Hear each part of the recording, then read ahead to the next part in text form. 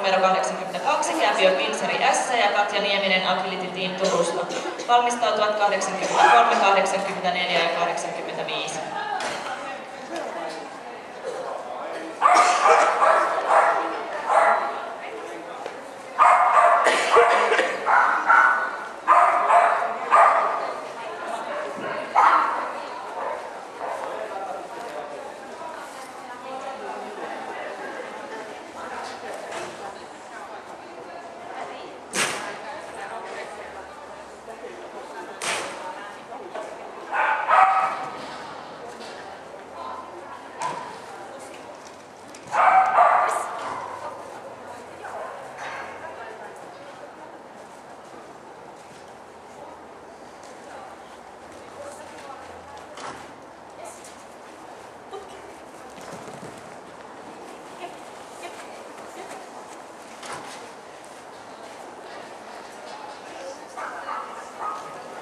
Noin valitettavasti.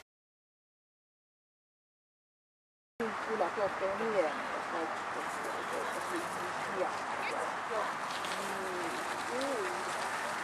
Kuitenkin tuli kyllä eilisen jälkeen. Arvois mitä Lilli teki ekalla Akiradalla. Ei siitä tuli mitään saunoja, mutta minästä. Se on tehnyt kerran aikaisemmin